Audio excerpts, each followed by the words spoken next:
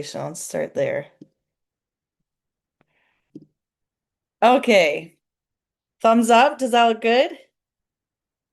Okay, I got the thumbs up from Gray, from Gray's computer. All right, perfect. So yeah, to start off this presentation, this is chicken care for beginners. And yeah, it's a crash course in chicken care. So we're gonna be going over a whole lot of information, which is one of the reasons why I'm recording this, so you can reference back to it. My name is Claire Menard. I work for WSU Kitsap Extension. I'm the new and beginning farming education coordinator. And I also work for WSU Regional Small Farms, which is a program that pools the resources and people power across Clallam, Jefferson, and Kitsap counties. So we can pool our resources to bring education like this across all three counties. So just some Zoom stuff. Make sure you stay on mute unless, of course, you have a question, then feel free to unmute. I can see when you put questions in chat. So if you have a question, let's see, let me get this chat bar ready to go. Yeah, if you have a question, you can either unmute and ask it. Totally fine being interrupted. Don't be shy. Or you can put it in the chat if that feels more comfortable to you. And if I don't see it during my presentation, we can get to it after. And then, yeah, like I said, this is going to be a crash course, lots of information being thrown at you. I like to make lots of slides, lots of words and pictures and stuff. So, afterwards, I will be emailing you this presentation, which has the notes in it and a whole lot of other resources so you can kind of continue learning and reference back at stuff. Um, so yeah, this is just kind of a class overview to look at what we're covering today. We're going to be going over pros and cons, choosing breeds, sourcing chicks, raising chicks, going over feed, water, and housing of chickens, some health problems, some natural behaviors or habits that can affect production and health, selling eggs, and butchering chickens for personal or public consumption. So, yeah, quite a bit of topics. Some vocabulary to start us off. A layer, and you might already know this. Angela, did you have a question? Oh, I'm okay. sorry. No worries, no worries. So yeah, starting off a layer, some of these words you might be very familiar with them, but for clarity, we'll cover them. A layer is a hen that lays eggs. A broiler is a meat chicken. A pullet is a young female chicken. And a cockerel is a young male chicken. So, mainly this class is going to be covering considerations for raising layer hens because that's what we find people need the most help with when it comes to education. There's a lot out there on the internet, and a lot of it is misleading or just flat out wrong. Broiler chickens, you raise them for meat, you might slaughter them within 8 weeks. So, some of this is still very relevant to raising broiler chickens, but a lot of it is mainly aimed at people raising layers, just so you're aware.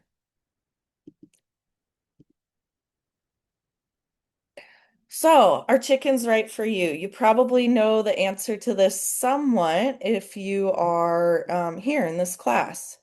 Um, let's see, I'm trying to mess with my screen real quick. There we go. So, m many small farmers and households keep chickens. They can make really great pets and companions. As far as like farm livestock goes, I would say they're easier to handle than, say, a herd of cattle. I think we can all agree on that. Even though they still come with their challenges. Chicken manure is really great for the soil. They can be used in a rotational grazing system. Chickens are going to forage what cows and sheep miss, and they're also going to consume parasites that are harmful to other animals but not to them, which is great. They can mow down weeds and cover crops if you're using them in a farming system. They can eat snails, slugs, and pest insects. If I find a bunch of cutworms when I'm farming, I would always just give them to the chickens. So they're handy for that. If you are a farmer, their eggs can be sold for added income, especially during times like early spring when all you have are things that are green. So they can kind of bring customers into your farm stand or your farmer's market booth. And they're also a way of just diversifying sales. They can also be produced for chicken meat, whether for yourself or for the general public. And yeah, I think they're just a great intro to raising livestock and seeing how that fits into your lifestyle. So what's difficult about keeping chickens? Um, yeah, I was telling Angela that I would love to have chickens now that I'm no longer farming, but I also like to leave my house and go on trips and be gone for a couple days at a time. So that's really hard to do if you have chickens. They need daily feeding and watering. And if they're in chicken tractors, they need to be moved daily. And we'll be going over what a chicken tractor is later on in the presentation. But yeah, they either need to be moved daily or if they're in coops, they need to be let out and put back in the evening. There are automated systems for that, which I think is great. Gives you a little bit of flexibility, but basically you need to be home most days if you have chickens, or you need to find skilled help, maybe a neighbor or a family friend. Also, the cost of feed, just like everything else, is going up. And it's important to know that for the first 5 to 6 months of a layer's life, you're feeding them and they're not going to be laying any eggs. So that is money that you are putting in. And sorry, I think someone's drawing on the screen, or that was me. I don't even know how that works. But anyways, that is money that you are investing in your chickens, and you're not getting a return on that yet. So that's something to consider. And then meat birds need 8 to 12 weeks about before they can be butchered, and they eat upwards of 23 pounds of feed per bird. So something else to keep in mind when you're looking at the cost of keeping these birds.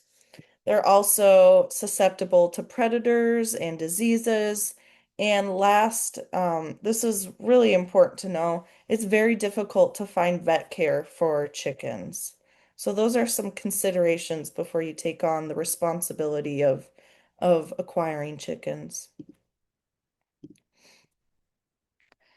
So it's important to kind of think about these questions, what you hope to accomplish with them, how you are going to educate yourself, who are you going to lean on when you run into issues with your birds?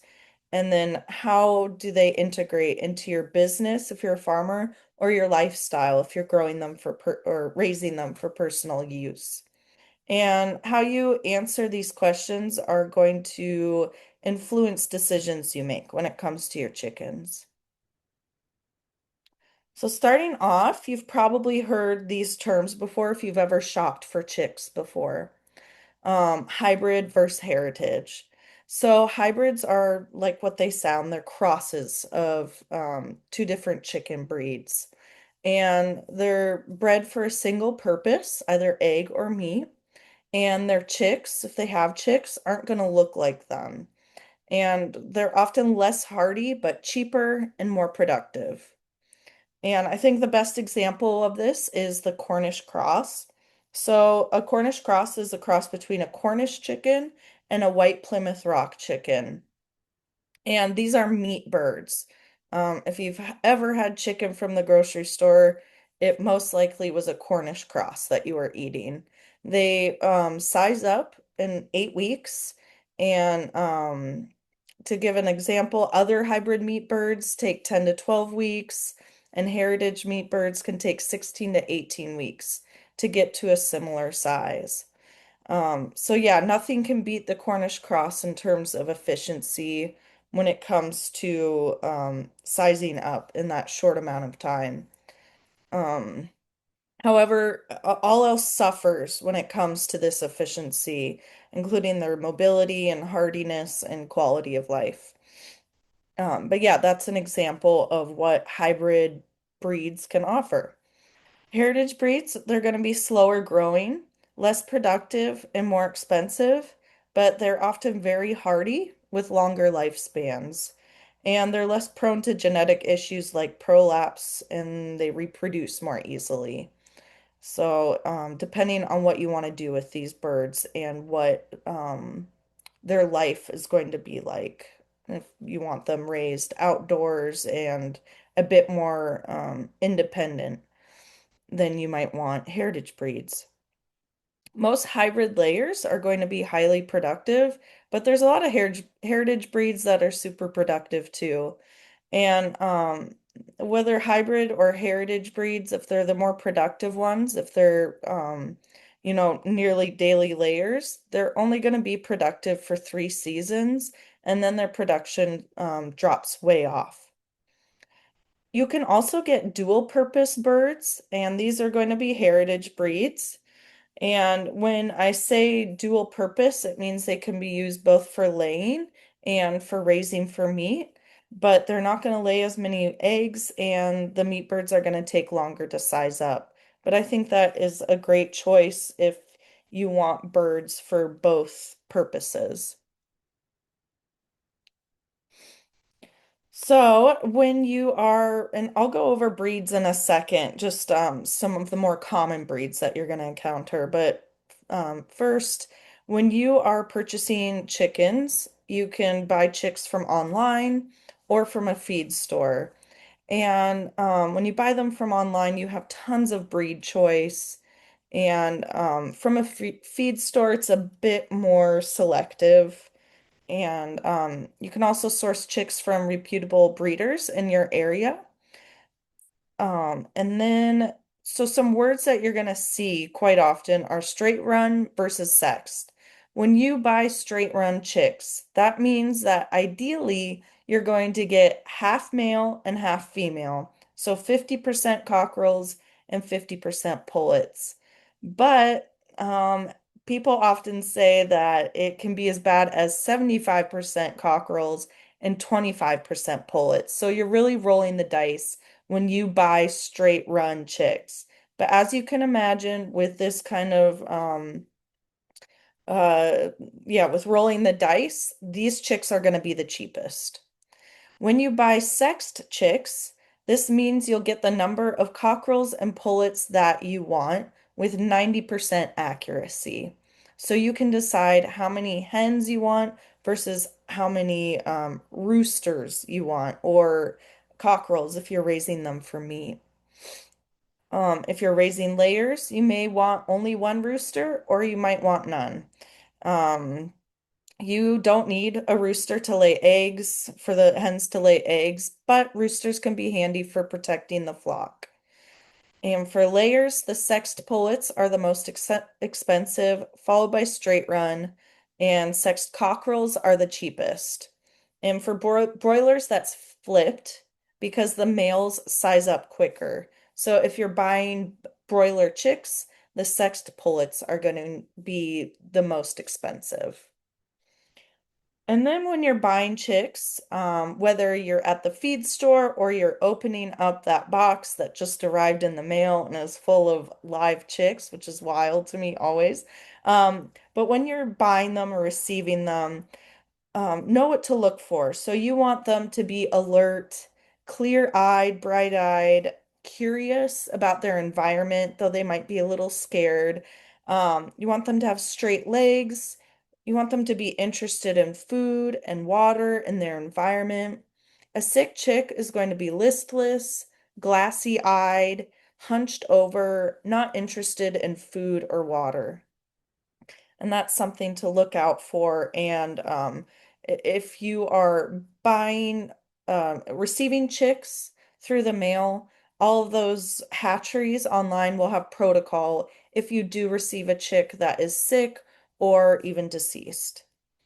When you are shopping for chicks, make sure to look for this right here. This is certification from the Natural Poultry Improvement Plan, and it shows the variety of disease tests or vaccinations that this hatchery is providing or testing for. And it's a good idea to also look for the Marek's vaccination. So Marek's is a highly deadly disease, and once it's established on your property, you can't eradicate it. So I always recommend to people that their animals, their chickens, are vaccinated against Marek's. And this is something you can find on the hatchery website.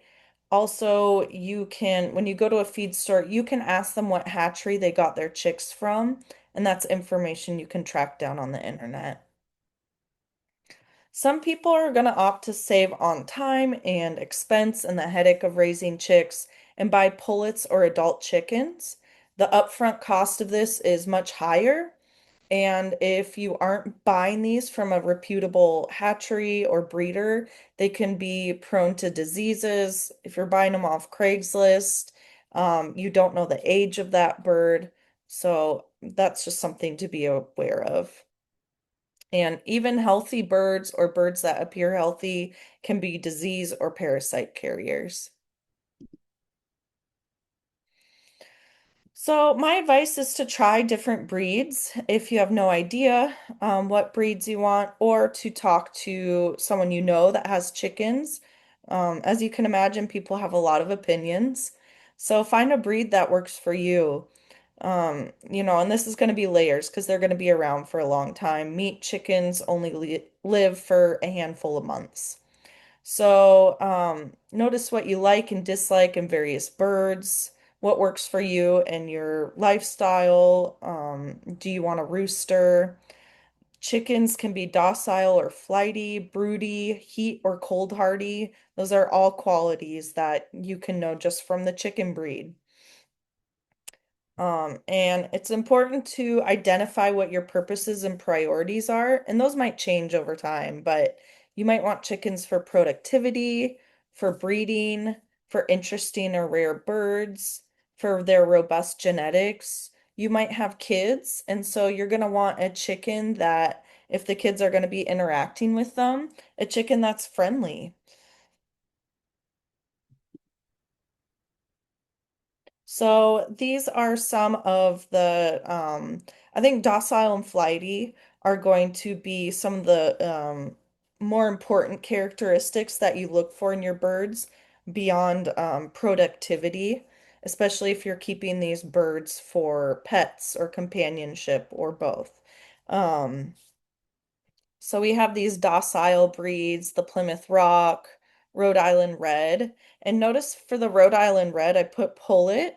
So I have had Rhode Island Red roosters, and I would scream and run whenever I had to go into the coop to collect eggs because they scared me so much.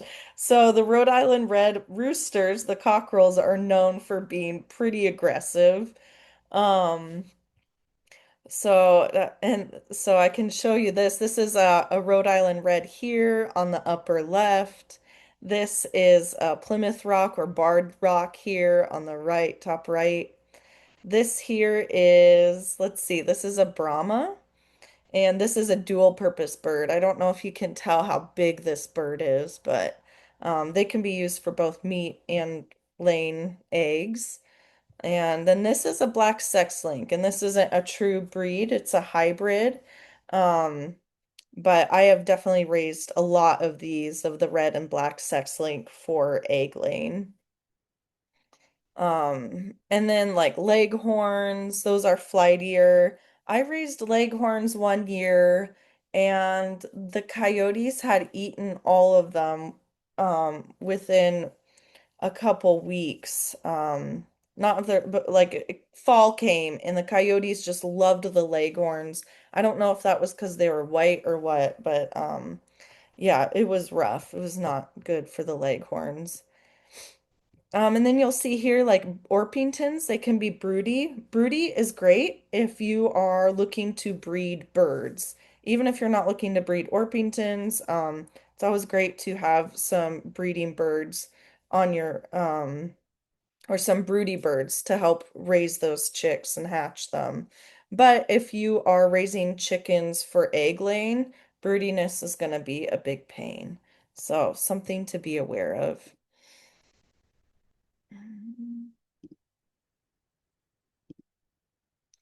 And as you're probably aware, I don't know if you've seen this before, like on Instagram or something, these people that have those beautiful dozen eggs that are all different colors, like the rainbow.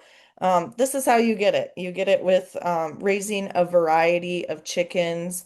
And when you go on the hatchery websites, it's going to tell you what color those chickens' eggs are. So I just thought that was a really cool graphic. I'm especially interested in the dark brown eggs. But just so you're aware, the shell color does not affect flavor or anything. But yeah, it's very beautiful. All right, so now we are going to look at what it takes to raise a chicken, from picking them up at the feed store or getting them in the mail and raising them all the way into a productive egg laying or meat producing adult. So first off, one of the most important pieces of infrastructure that you're going to need is a source of heat. And the heat is there to mimic the mother hen's body heat. So you're aware a hen's core body temperature is 104 to 107 degrees. That's pretty warm. Um, in chicks, if they are being raised without a mama hen to take care for them, they need something that provides that heat because they can't regulate their body temperature in the first few weeks of life. So you're going to aim for around 88 to 90 degrees in the first few weeks of having those chicks. There are several different options for heat sources. This first one is a brooder plate. So plates are energy efficient and they are safe. And they mimic laying right underneath mama hen's belly. And they also give birds the dark cycle they need, which heat lamps do not. Having a brooder plate is also going to allow the birds, the chicks, to feather out faster. So they will be ready to go outside faster. Now, another option is a sweeter heater. That's this one up here on the top right, and it hangs down or it can be on the side. It's pretty much the same idea as the brooder plate. And I forgot to show you, but you can see here, like these are kind of, these legs are screws kind of, and that allows you to raise this plate up as the chicks grow. And you would use the same concept for the sweeter heater, though it doesn't need to be as low to the ground as the brooder plate. And then this here is an Ohio brooder. These have been around since the 1940s. It's a DIY design using heat bulbs. Um, but this is great, especially if you are raising broiler chicks and you're raising a lot of them at once. The large design of this that you can find all these designs to build an Ohio brooder online, but the large design can brood up to 300 chicks at a time, which is pretty wild. And whatever heat source you're using, always make sure there's enough room for the number of chicks that you're raising. You want to make sure if you're using a brooder plate that they can all fit under there. And the last option, I'm sure all of you have heard of this, is the heat lamp. This is what I always used on the farms where I worked. The chicks were always raised in an outbuilding. So the heat lamp worked for us. It's very cheap. I think it's like 20 bucks or something, which compared to the other heat sources is much more economical. But the downside is that they can be very dangerous and risk starting a fire. So if you are ever raising chicks in a garage or a building attached to your house or in your house, please do not use a heat lamp. Just spring for the brooder plate because you don't want to be worried about starting a fire in your house or having it spread to your house. Make sure to never use heat lamps in an enclosure where the birds can fly. Make sure that you never clamp it. I always clamped it, but I later learned that that can cause it can slip out of that clamp. land on the bedding and start a fire that way. So make sure that you are using the porcelain socket and looping a heavy duty cord through that, and always use the guard that comes with it. Also, a consideration is make sure you have two lights going in case one bulb goes out during the night. This happens often, they just randomly burn out, and you don't want your chicks to suddenly be without a heat source it would probably kill all of them. And I think the other drawback of heat lamps, aside from the danger of them, is that it doesn't give chicks a daily dark cycle. And this is important for proper development at the right timing of proper development. It can cause chicks to sometimes start laying eggs too early or laying hens to lay them too early. Um, so that's why I am partial now that I know to alternative heat sources. But plenty of people have been using heat lamps for many, many decades. So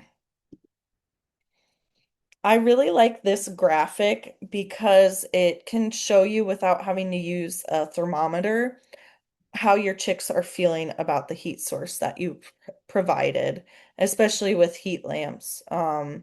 But yeah, if they're like clustered around the heat lamp as close as they can get, that means they're too cold. If they're as far away from the heat source as they can get, they're too hot.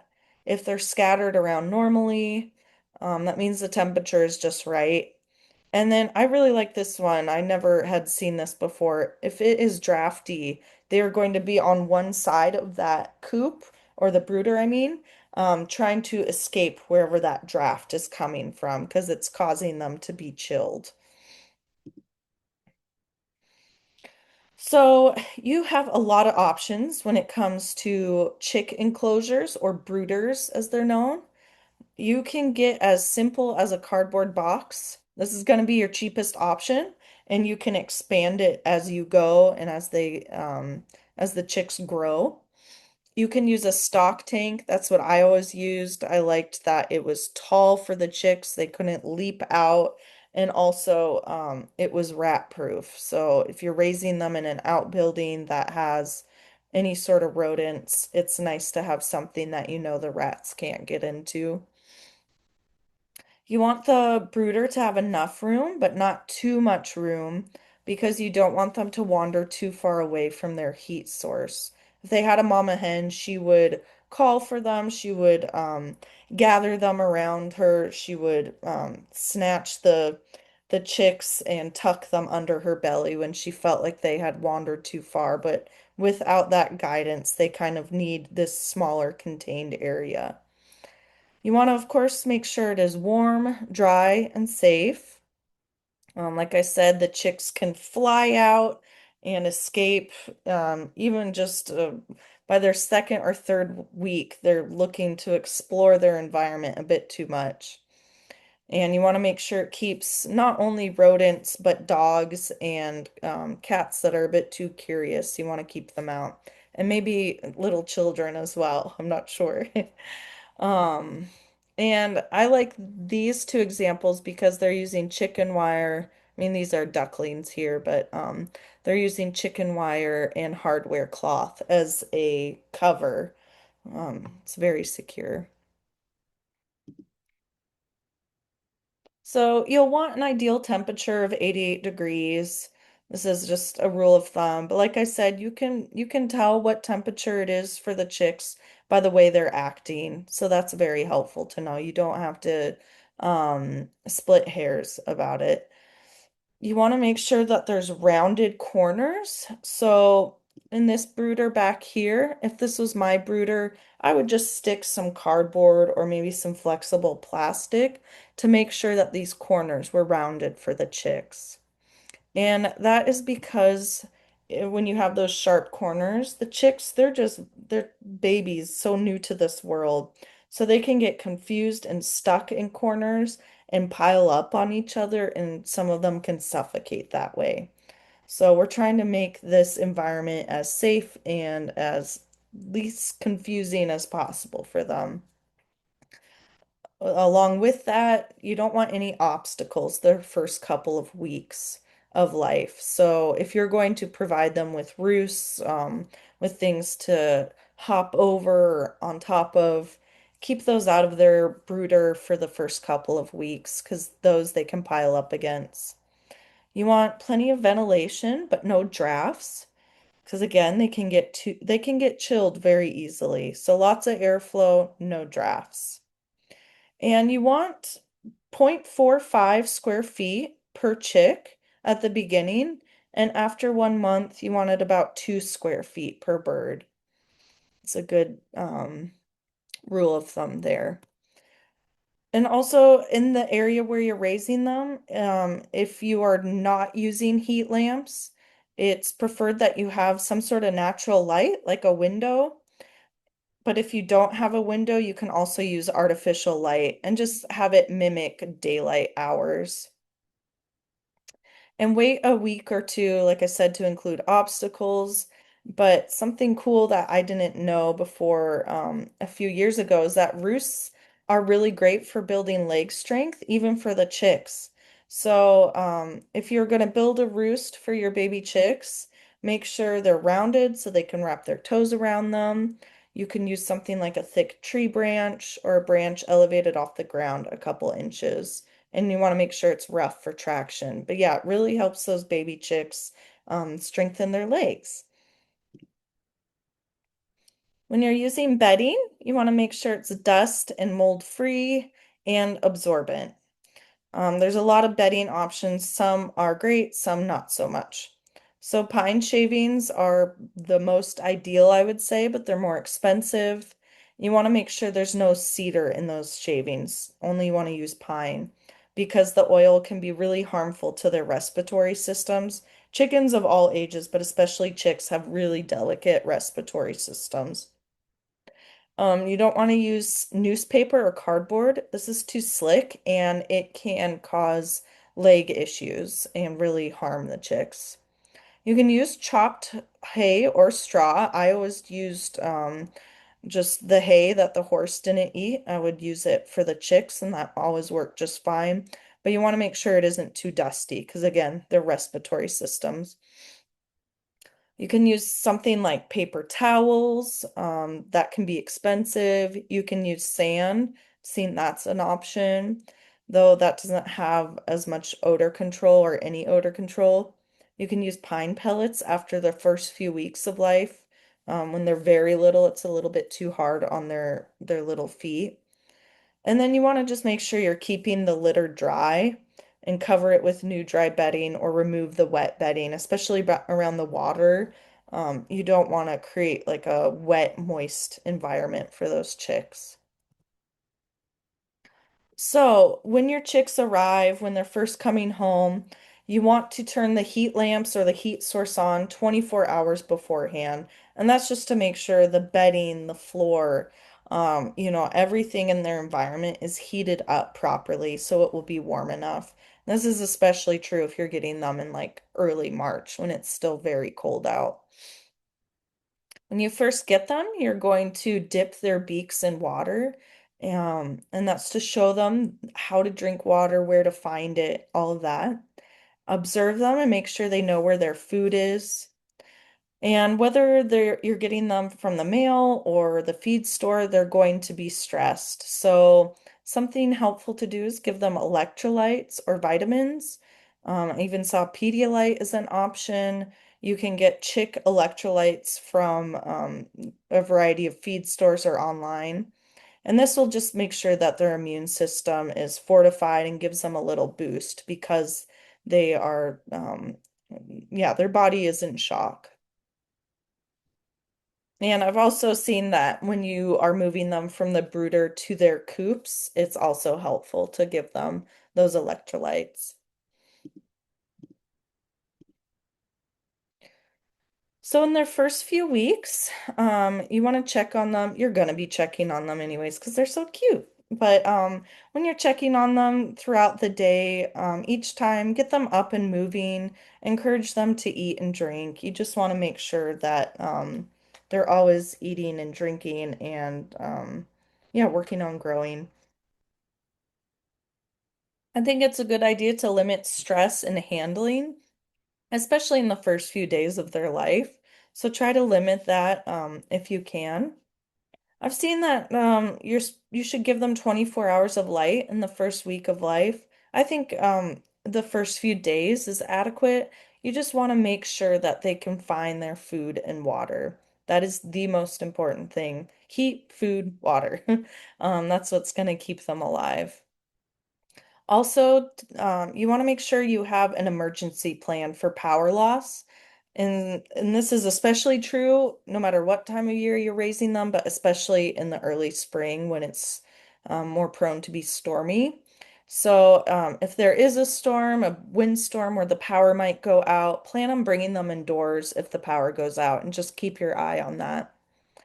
Also, make any changes very slowly. If you're moving water or food or changing your water or feeder, make sure that you know you're not doing everything all at once and that all the chicks know where that food and water is. Like I said, they're very new to this world and things can get confusing.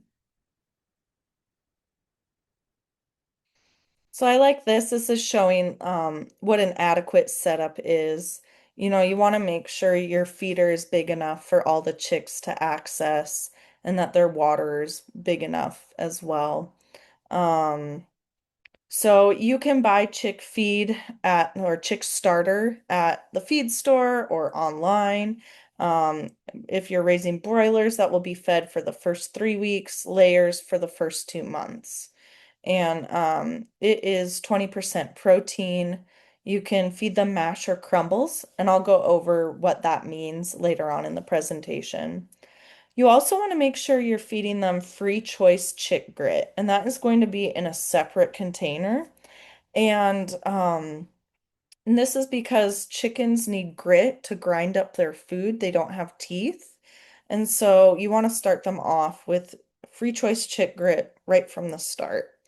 Um, and make sure they always have feed and clean water. When they're older, when they're adults, they're not going to have as much food as they want, unless they're broilers. But when they're growing, they need to have as much feed as they can eat and always make sure their water is full and clean. Avoid treats like mealworms and there's a variety of chicken treats out there, but really I don't recommend feeding those until they start laying. They can fill up on these treats instead of eating their balanced diet, and this can lead to a lot of health issues and nutritional imbalances.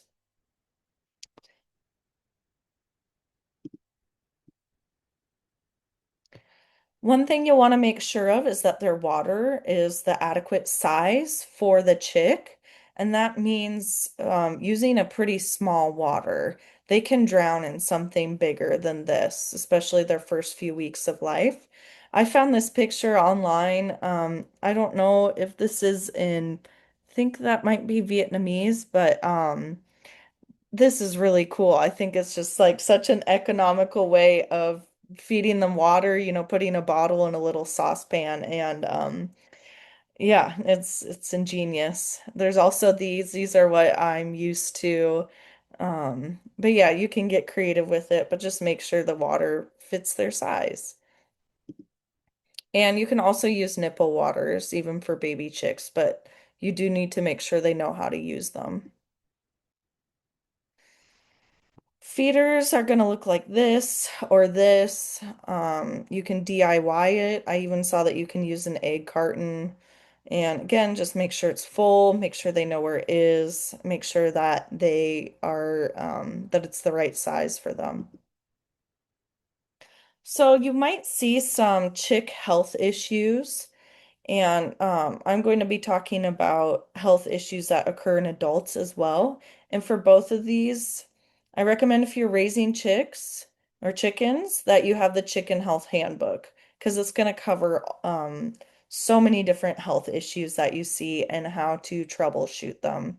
Like I said, vet care is expensive or just non-existent for chickens. So it's a really good book to have in your toolkit when you have chickens. Starting off, you're going to look for abnormal behavior. This is why observation is so critical when you're raising animals. If you watch them enough, you know what normal behavior is. So you're going to also notice when their behavior is abnormal. They might not be moving, their movement might be strange, they're not going to be eating or drinking or interested in their environment. One of the things that I encountered a few times was pasty butt, and this is just a buildup of fecal matter around the vent, and it gets hardened, and so they can't continue to poop. It has nowhere to go. This can be caused by a number of factors. It can also be caused by the stress of just being in a new environment, of arriving in the mail or at the feed store. So it's pretty easy to take care of. You just gently remove it with warm water, always making sure that the chick is dry before putting them back in so that they don't get cold. And then just monitoring it to make sure it's not happening anymore. And then splay leg is something else. That's what we see here in this right-hand corner. That can be caused by several flat factors, but one of them is slick bedding, like newspaper or cardboard. So you can fix that with hobbles, which you can either buy or you can make yourself. Um, Crooked toes is another issue you might see that can be remedied with tiny splints for the chick. You might see scissor beak. I saw that a few times. This is a genetic issue and it can't be cured, but there are ways of managing it, and lots of chickens can survive and thrive with scissor beak. Another issue you might see quite a bit is feather and skin picking, and even chicks can begin picking. It's not just adults. So if this is occurring, make sure you observe them for stressors. You may need to increase the size of the brooder. You might need to decrease the heat that you're providing them. Natural light cycle might help with that. You also probably want to avoid treats because the treats can lead to them filling up on treats and not their food and lead to vitamin deficiencies, which causes them to peck. If you do see any bird that's injured, make sure to separate them and heal them before reintegrating, especially if they have like bare skin or anything bleeding, because chickens, they will cannibalize other chickens if the chicken is bleeding. That is a risk. So just something to be aware of. The time that your chicks spend in the brooder is going to depend on what kind of chicks you have. Meat birds are going to spend about 21 days in the brooder and layers about 5 to 6 weeks. And be sure that you don't brood meat and laying breeds together because they're going to size up at different rates, and that could lead to a pretty severe pecking order. One time I had a couple chicks die. I think the chicks were like 2 or 3 weeks old, and I had a couple chicks die, so I went to the feed store and brought home new chicks. And those new chicks, even though they were almost exactly the same size as those older chicks, they were sizing up more slowly, and so they got picked on quite a bit. And we don't want that. It's not fair to the chickens. And when they can be moved to the coop, that decision is going to depend on a number of factors, the biggest of which is, are they feathered out fully? Feathers are the most important factor because that's how chickens regulate their body heat.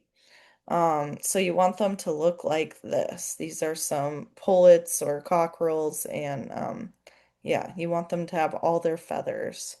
But you can also look at whether they're still using their heat lamp and also what the nighttime temperatures are. That's also going to tell you. I kind of whenever I raised chicks, we had like an interim space that was much bigger. It was the permanent indoor coop.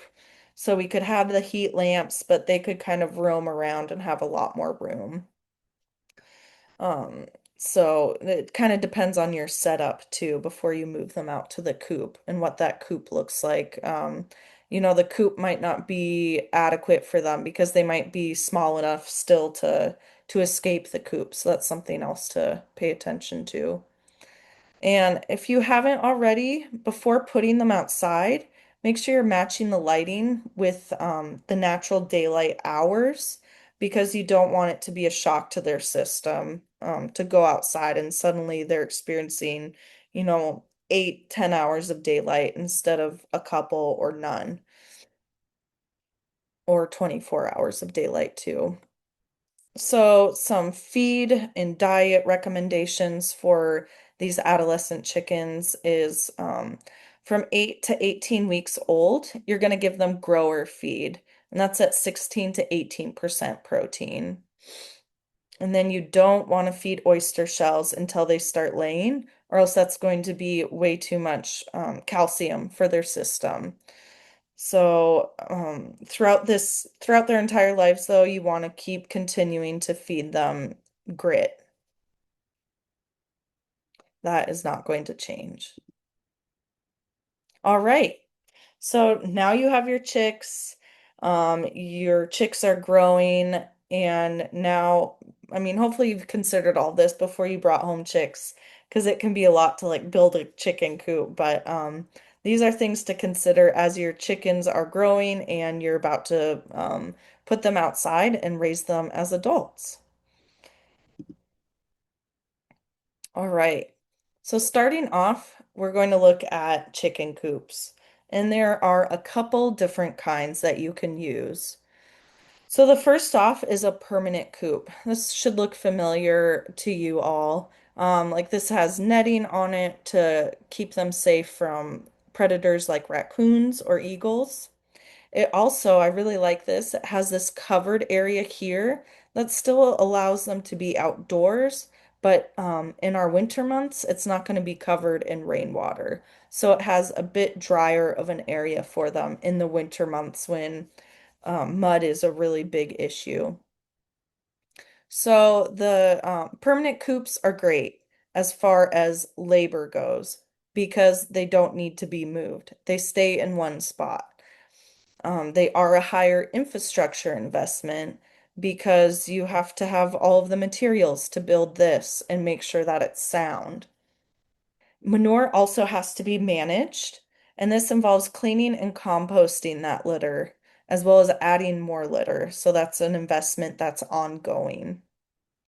They are also more susceptible to parasites because they are staying in one place and they are pooping and continuing to exist in that space where they're pooping. So that can lead them to then ingest parasites and share those parasites with each other. And unless they have a very large run or are allowed to free range throughout the day, chickens aren't going to have access to fresh vegetation, which will lead to overgrazing, and lead to bare ground, like you see here in this permanent coop. This is a chicken tractor, and this is what I was talking about at the beginning of the presentation. A lot of farms around here use them, and as you can see, it's a pretty low infrastructure investment. Some of these materials you might find laying around your property or your farm. And they're pretty small, so they're portable. They have ropes on either side and runners, so you can just drag these. And usually you would move these once or twice a day, depending on the ground that they're in. But in this picture, this is in Puyallup at the extension office there, the research station. This is cover crop, and they're moving the chickens across this cover crop. So it's a very controlled environment. They're mowing it down at a rate and then being moved. So it's great for the chickens because they always have fresh vegetation to consume. They get to scratch and peck. And it's also great for the farmer because they're contained, but helping process that cover crop and turn it into the ground.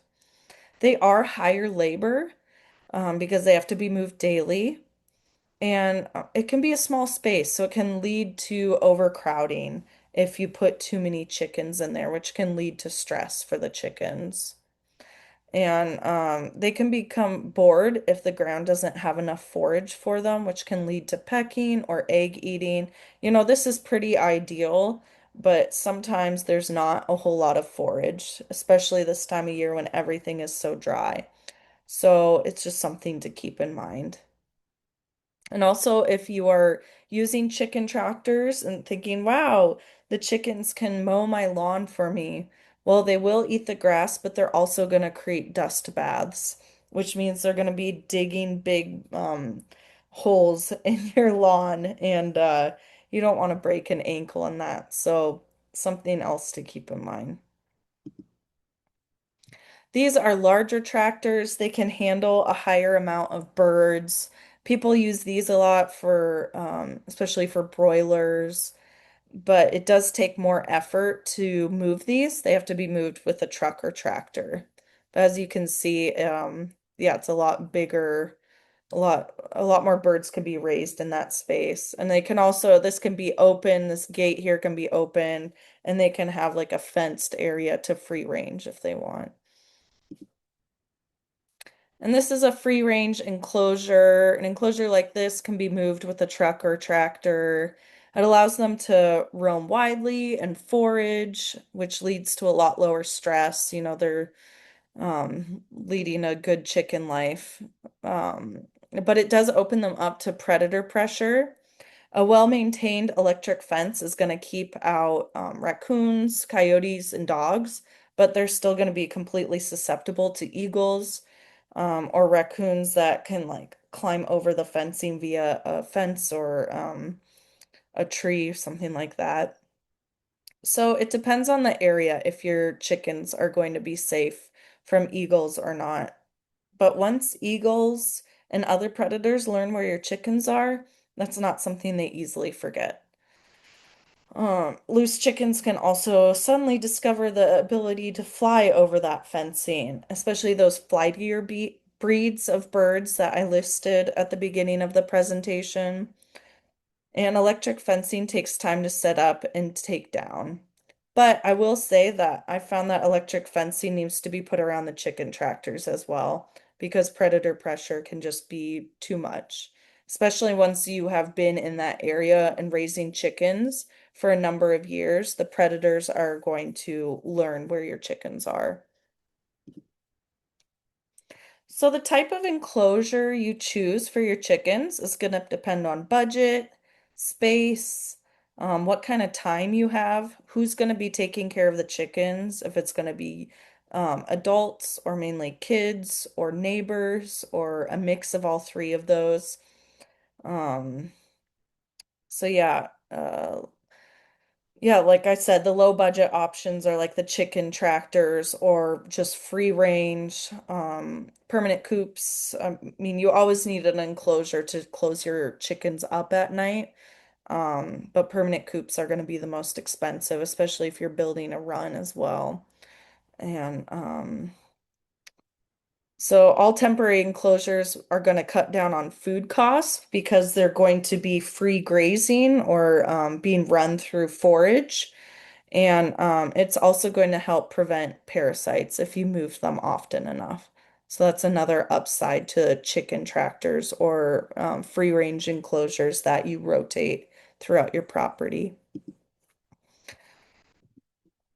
And then this slide and the next one I completely stole from a presentation created by the Clallam Conservation District. It was made specifically by Jennifer Bond, and including this graphic here. I'm going to share the whole presentation with you all in the follow-up because there's a lot of information in that I couldn't include in this presentation, but that's very good to have. So when you're choosing to have a permanent coop, you're going to have to think about the placement. You want to pick a spot that's high and dry, away from open wells, or open water, away from wells, and away from boggy areas. And you want that coop to be at least 100 feet away from wells. And this is important for preventing pollution, preventing contaminating your well water. And it's also great for preventing the contraction of bird flu. You do not want your chickens anywhere near an open source of water, because that is where shorebirds and waterfowl congregate and they can easily pass bird flu onto your flock. I will talk more about bird flu towards the end of the presentation. And you always want to divert seasonal or storm runoff away from the chicken pens, again, to prevent pollution. That runoff can run into streams and chicken manure is really high in nitrogen, so it can really easily pollute the water, and we don't want that. And then it's good to have it close to the driveway for food or bedding delivery, easy access to water, power, and it's nice to have it conveniently located for daily chores, especially in the winter when it's pouring down rain. You do not want to walk across half your farm to get to the chicken coop. And also for predators, you might hear your chickens suddenly squawk in the middle of the night, and it's nice to be able to run out there easily and chase away whatever is trying to attack them. So, mud management is something we really have to think about in the Pacific Northwest. And when you have a permanent coop, that is a major drawback of having a permanent coop. Mud can lead to messy chores, messy birds, and messy eggs, which can really contaminate the eggs, and you don't want that. You want your eggs to be nice and healthy, and you don't want to get that mud all over you either. It can cause dangerous footing for you and for your birds. And mud is a great environment for parasites, both internal and external, and it can cause infections of the feet, like bumblefoot. It also lowers their body temperature. So it's a good idea to have a mud management plan. Now, if you have no choice but to put your coop in an area that's poorly drained, it's a good idea to put geotextile fabric over that soil and then at least 6 inches of gravel above that to help with drainage. And no matter what your drainage situation is, you're going to want some sort of bedding. So, like this area that you see here in this picture, I would put down hog fuel. Hog fuel is a really economic um, item that you can get from many soil or compost topsoil companies. They can deliver it. You can also use sand or wood shavings, but these have to be replaced a lot more often. Wood shavings are a bit too absorbent. The drawback of hog fuel, it's cheap and it's big enough to be absorbent, but the drawback is that it takes a long time to compost. And whatever bedding you use, you're going to have to come up with a way to compost it. And I will share ample resources in the follow-up. It's always a good idea to compost your manure for safety. And also, chicken manure is like gold in the garden. Like I said, it's high in nitrogen and it can help grow some really great crops. So, other coop considerations is that you want one nesting box per 3 to 4 hens that you have in that coop. But I will say, even with the right amount of number for your hens, they're all gonna choose like one or two nesting boxes and pile up in there, and they'll often lay eggs right on top of each other. I don't understand why they do that, but it's a common issue. You'll want to keep your nesting boxes clean with plenty of hay or straw so that things are soft. You don't want them to discover that. So if you don't have a soft area for them to lay their eggs, it's much more likely that they're going to break an egg, and you don't want that to happen because they will then eat that egg and discover their eggs are delicious. You also want to ensure that there's enough roosting area for all of the chickens because this is where they sleep each night. They like to roost, just like this. Each chicken needs 8 to 10 inches of roosting space, maybe more if they're a bigger bird, like a Brahma. Make sure the roost is rounded so that they can wrap their toes around it. You also want to make sure that they can dust bathe, especially in the winter when there's a lot of mud. dust bathing is really critical for external parasite control. And it's a natural behavior that chickens always want to do. So, if they are free range or in tractors, they're going to create their own dust bath. But you can create a dust bath for them, like in a pan or a box, and you can use straight sand for this. I saw a lot of resources online saying using diatomaceous earth is a good idea, but this is not. Again, they have complex respiratory systems. The diatomaceous earth can really harm them. Never use diatomaceous earth on your chickens. And then these square footage is recommendations for least stressful environment for your chickens. So if they're inside, you want 3 to 5 square feet. If they are outside in a run, 10 square feet is ideal. Predation, like I said, electric netting is really helpful. It's a necessity for free range enclosures, for wild predators, for dogs. Um, But a downside of it is that you have to keep it mowed all along the fencing or it won't stay hot. Something else you'll want in a permanent enclosure, especially, is poultry netting. And this is going to keep out wild birds, not only eagles, but also waterfowl that can then pass bird flu.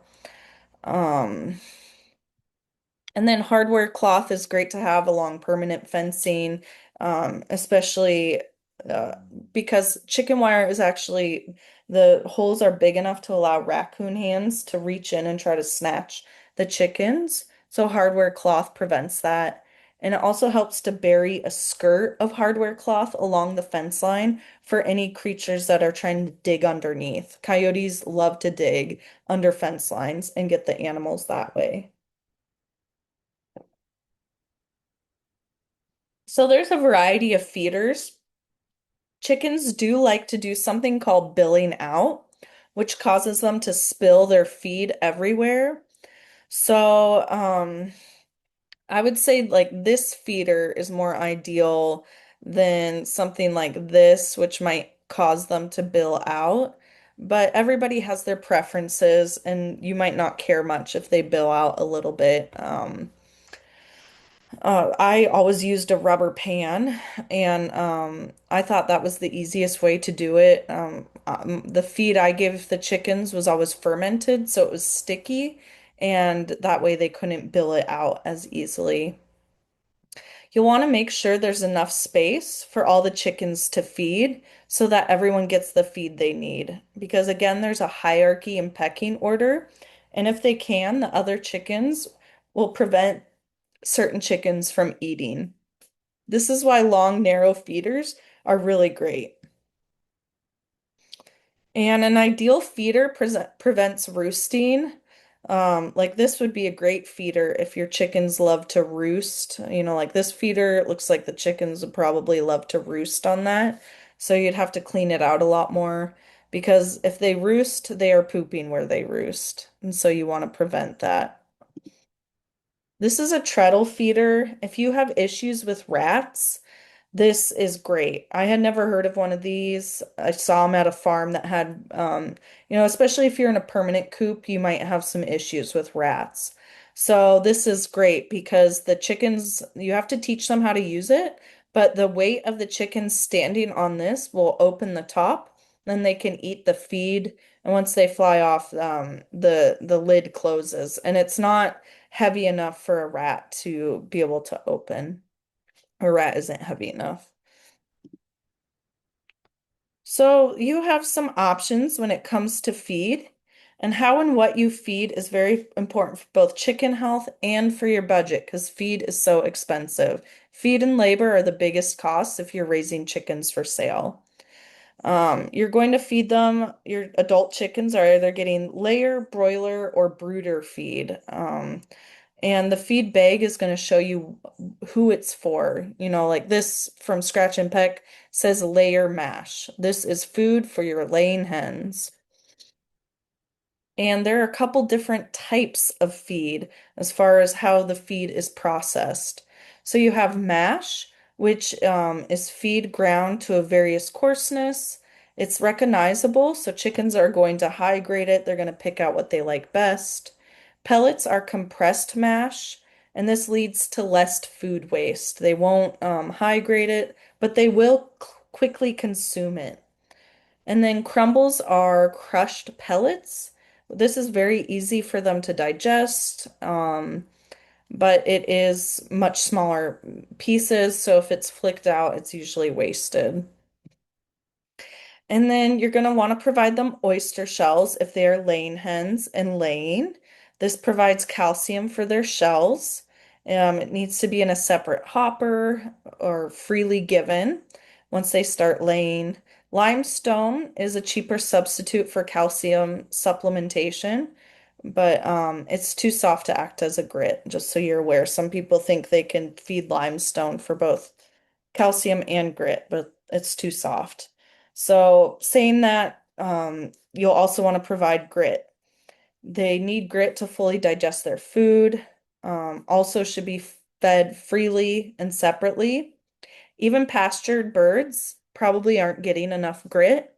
And you want to make sure it's granite grit because this is the hardest rock. So you might have pastured birds, but they might be eating rocks like basalt, that aren't nearly as hard as granite.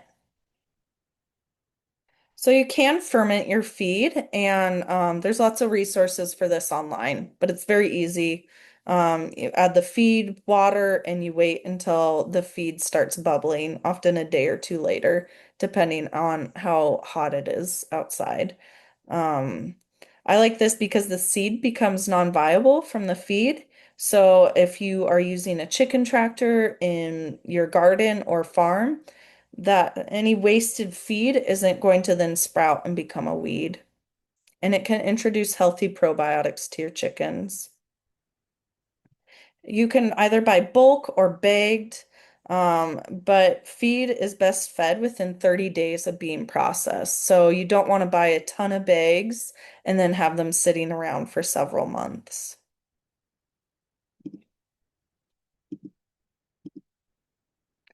So I made this quick graphic to talk about what scraps are good for chickens and what aren't.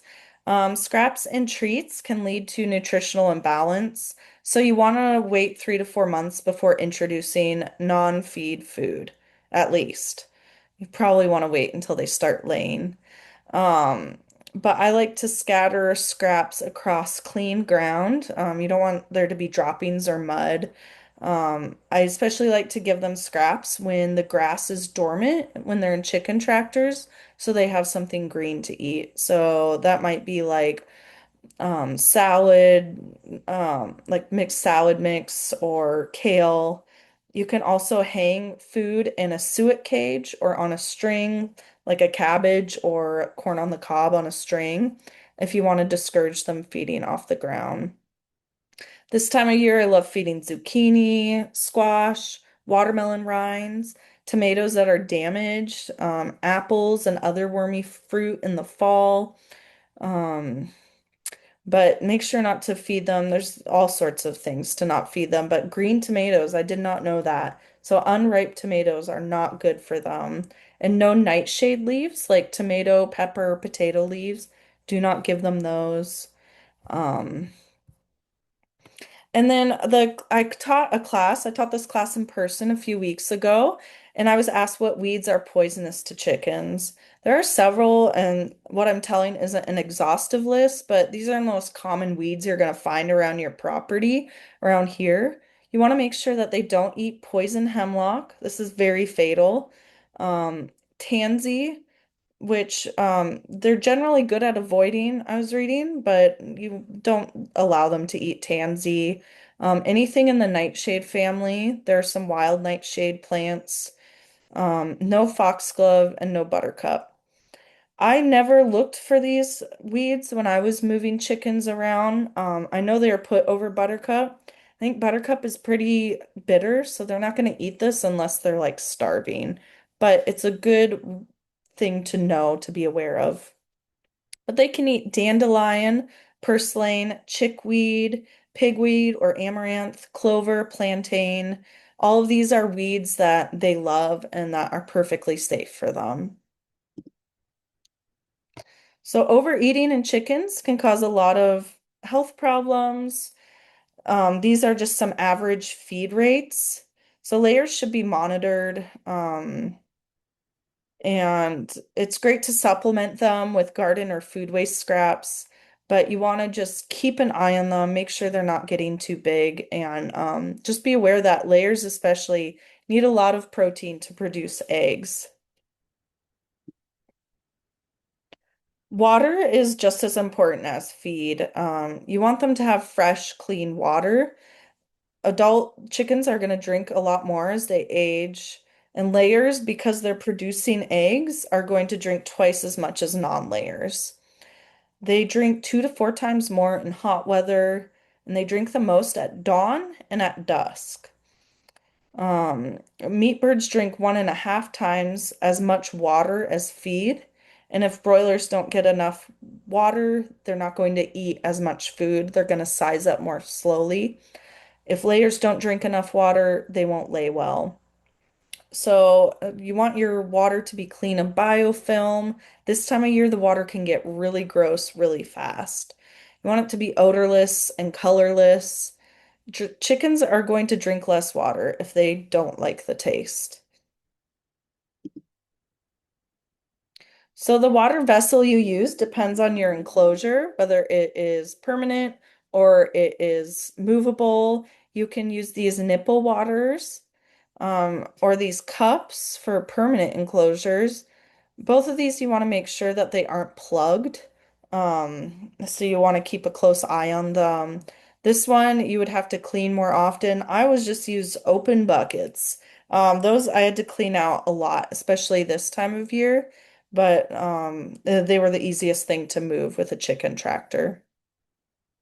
No matter what kind of water you're using, especially if you change the water, you want to make sure all the chickens know how to use it. They'll teach each other, but just make sure they know where it is.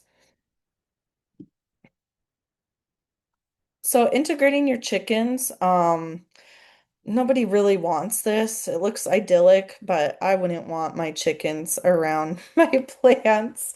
So you want to make sure you have good fencing to keep chickens out of where you don't want them. And if you are raising crops for, I mean, really for yourself, but also for sale, there are certain food safety rules. If you are running chickens through a field, you need at least 120 days between chickens and the harvest of that crop. It's 90 days if it's an above ground crop, such as kale or tomatoes. If it's a root crop, it's 120 days. And just you don't want cross contamination. So don't feed chickens, handle chickens, and then go harvest food. Storage of eggs. Yes, eggs should be refrigerated. If you're selling them, they need to be refrigerated. For home consumption, if you don't wash them, they can be unrefrigerated because washing them removes the cuticle or bloom. And this is a protective covering over the egg that protects the pores and it keeps microbes out. But some sources suggest refrigerating right away to be on the safe side because Salmonella and E. coli can exist and flourish within the egg, not just on the outside of the eggs. They can be present when the chicken makes that egg. And I think your first line of defense for healthy eggs is to keep the nest boxes clean. And personally, I like to refrigerate my eggs when it's hot out. It's just, if it's going to be like 80, 90 degrees, I just put them straight in the fridge, even if they're just for me and my home consumption. So marketing eggs, if you are doing, this is all about selling eggs, if you are interested in that. If the public is coming onto your land and purchasing the eggs there, you don't need a permit. You need other things like a business license to sell products to the public, but you don't need a permit to sell eggs if they are being sold on the property where those eggs are being produced. And you can also reuse clean cartons or ones you get from the grocery store. But if you're selling off farm, you need the Washington State Egg Handler and Dealer license. And your egg cartons also require the egg seal. And this is pretty easy, and I'll send resources in the follow-up email. All right. If you are slaughtering your meat birds, you don't need a permit for home consumption, for your own personal family's consumption. You don't need a permit for that. But to sell meat birds, a license or permit is required, or a third party will need to process the birds for you.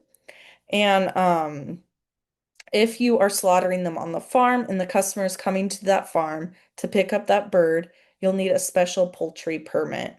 And birds need to be sold within 48 hours of slaughter, if that is what you're doing. But to sell them at a farmer's market or to sell partial birds, like such as chicken breasts or wings, you're going to need a WSDA food processing license.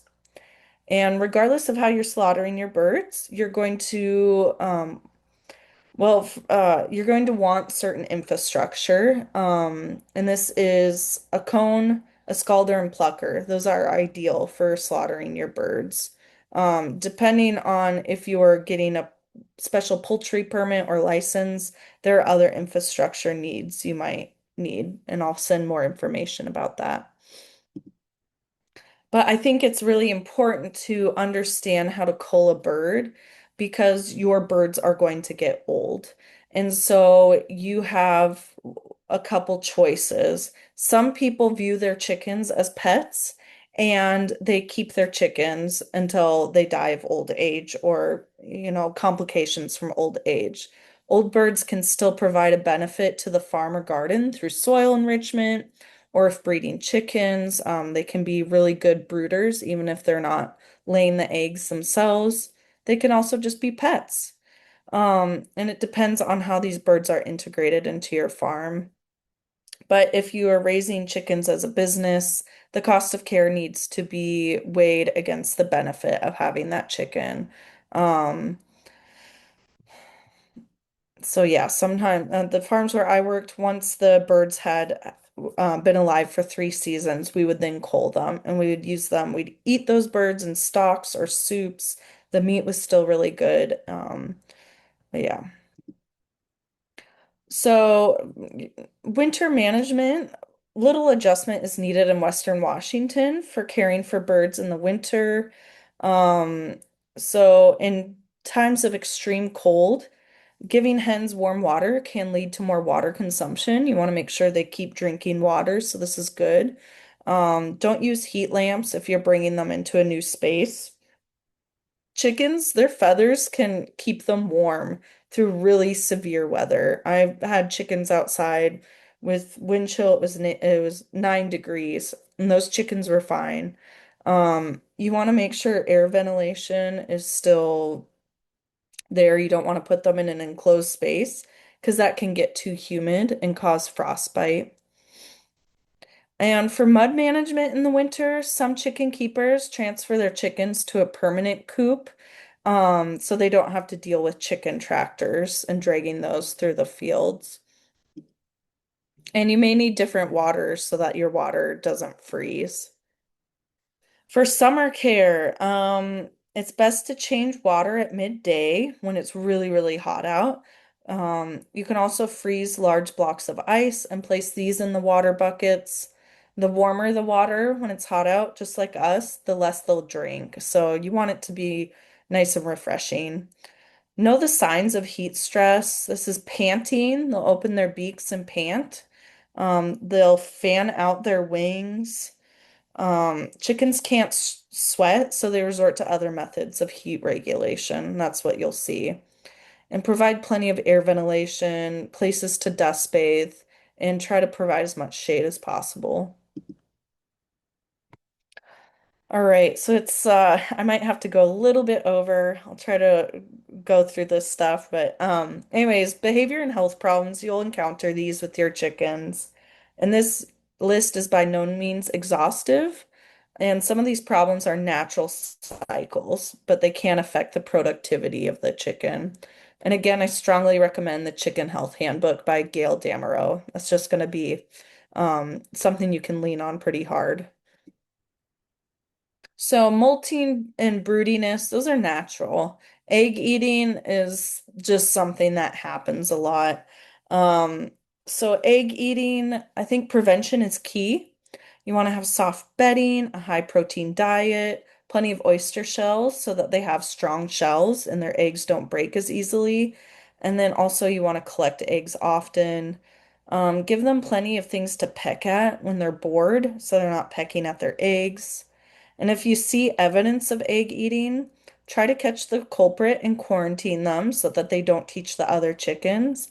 And then you can also use fake wood or ceramic eggs to kind of fool the chickens. And yeah, there's some other creative options online. Like one I saw was filling an egg, like taking out the contents of a raw egg and filling it with spicy mustard and putting that back in the coop. I have no idea if that works. Um, And pecking is another behavior. Some people like to use blue coat wound spray. So chickens will peck, and once that bare skin is revealed, it's red, and they'll just want to peck more, and they'll really want to attack that chicken. So you can get something called blue coat wound spray, which masks that red skin, and the chickens won't be interested in pecking it. It can make infection difficult to spot. And then we also have molting and broodiness. So molting is the replacement of old feathers with new, and this is often happens when the nights get longer, the weather gets colder. They're replacing their old feathers with new ones for cold winter weather. So nutrients that would go to eggs go to feathers. Egg laying ceases or decreases. And some people feed animal protein during molt to help the process along, since animal protein is high in amino acids compared to grain. Broodiness, this is the hen's instinct to hatch eggs. So you might have seen this. You go in to grab eggs, the hen won't move. She might peck at you. She might puff up her feathers. They'll stop laying during this time. They barely eat and drink during this time, depending on the chicken. This isn't triggered by increasing day length, so it happens in the spring. And there's lots of things you can do to discourage broodiness. Some people just let it happen. It can go away on its own. You can also trick your hen and see if she can raise chicks. And I have tips on this in my presentation notes that I will send to you. So, some common injuries you might see. Um, Bumblefoot is an infection of the pad of the foot. It's usually a staph infection. Um, and you can prevent this with a clean environment for that chicken. Not a whole lot of mud. You don't want things such as sharp scrap metal, nails, or broken glass around. At-home remedies include soaking the foot and applying a bandage to keep it clean. There's things like egg binding. Um, Both egg binding and vent prolapse, this can be from genetics, but also it can be caused by hens starting to lay too early. This is why a natural light cycle is really great for them, and also why having a balanced diet with the appropriate feed is important. Both of these involve soaking the hen, and there's more information about it in the follow-up email in the resource list. So broken legs, you can splint and isolate them. All of these issues, you're going to want to isolate the chicken. Anytime there's a disease or ailment or injury, isolate that chicken. I used a cat carrier. I filled it with hay. They had their own water and food. And it was in a safe location away from predators where they could have time to heal and the ability to eat and drink. And then parasites are also an issue. They can be prevented with good husbandry and know the signs and symptoms of external and internal parasites like mites and lice. You can see them and there'll be feather loss. And treatment involves applying a pesticidal dust bath, not diatomaceous earth. Um, but yeah, there's also options for like deworming your birds if you do see worms in their fecal matter or if they test positive for worms. So anytime you run into a problem with your chickens, it's good to ask yourself what's causing the health problems. Usually it's either husbandry or genetics. A good practice is to consistently observe your flock for changes so you know what's normal behavior. Things like weight loss, decreased appetite, feather loss, lethargy, these can all come from a variety of diseases, illnesses, or parasites. Um, so some examples, if they stop laying in the middle of summer, are they stressed from a recent heat wave, maybe predator pressure? If their eggshells are suddenly thin, are they receiving enough calcium through oyster shells? If they're prolapsing, are they a hybrid breed or did they start laying too soon?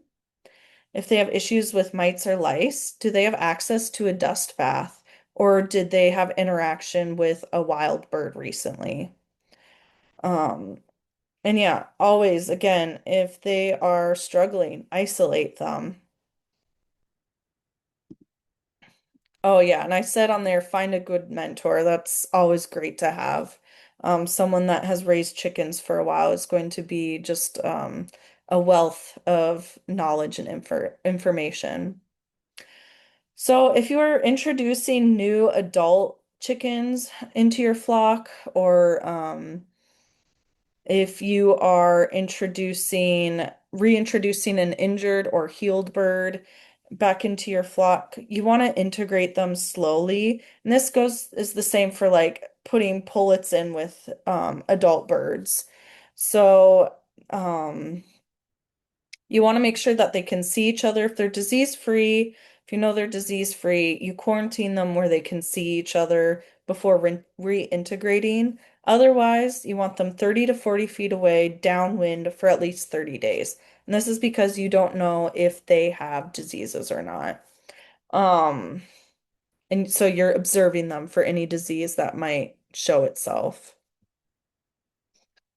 And then supervise introduction of new birds, and that way you can intervene and you can introduce them a few times but before fully integrating them. This is a picture of a first aid kit from a local chicken breeder. And her name is Lisa Van Horn. She's a wealth of information as well. She is a part of the Peninsula Poultry Breeder Association, which is no longer up and running, but they do have a great website that has a lot of great resources, and I'll share that. But yeah, these are some really great things to have on hand to respond quickly and adequately to some injuries that might occur with your chickens. So just some quick information about bird flu. The best way to deal with bird flu is prevention. If your chickens get bird flu, your whole flock has to be cold, so you really don't want it. It spreads from wild fowl and shorebirds to chickens. Um, so the signs often include gasping, extreme diarrhea, followed by rapid death. And chickens may have swelling around the head, neck, and eyes. The heads and legs may also have purple discoloration. So I will share links to the WSDA's bird flu website. It has a map like this, so you can check it and you will see if there are any outbreaks near you. But the best thing to do for any disease prevention is good biosecurity. The best thing to do is to never bring it onto your farm or property in the first place. So limit visitors to your birds, and if you go see someone else's birds, wash your hands, wash all your clothes and shoes before tending to your birds. There's things that can be passed very easily with just a little bit of dander. And if someone else has to visit your birds, ask them what other birds they've had contact with recently and ask them to wear clean clothes and footwear. Don't share equipment. and always quarantine new birds, even healthy appearing ones. So if you're running into issues with your chickens, these are the five most common mistakes. Too little space, too little ventilation, no manure management plan or mud management plan, improper nutrition, and underestimating predators. You're likely to underestimate predators. That's a big one. And then here's 5 steps for happy, healthy chickens. So giving them enough space, um, having excellent predator proofing, complete nutrition for their life stage, being prepared for the dark and damp time of year. It's especially true for us, because it gets very dark and very damp. And then practicing good biosecurity. The goal with your chickens, however you're raising them, whatever your goal with your chickens is, um, we always want to center low stress and a strong immune system. And proper care of chickens has a twofold benefit. It is both humane and it ensures that they continue to thrive in laying or putting on weight. Um, I always think about how much labor and money you need to put into a chick before they are a fully grown hen and laying. A chick is an investment that should be treated with care throughout their whole life. And then this is some further education. I'll include this in the follow-up email, but these resources really helped me put together this presentation. So yeah, I wish you all good luck with raising your chickens. I'm going to stop sharing, and if anyone has any questions, I will hang out for a little bit.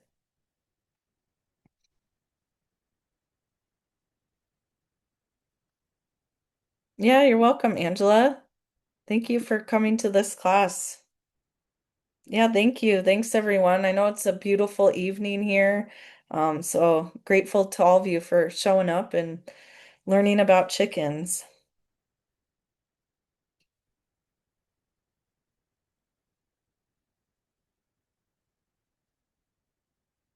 All right, well, I'm going to stop recording and end the class.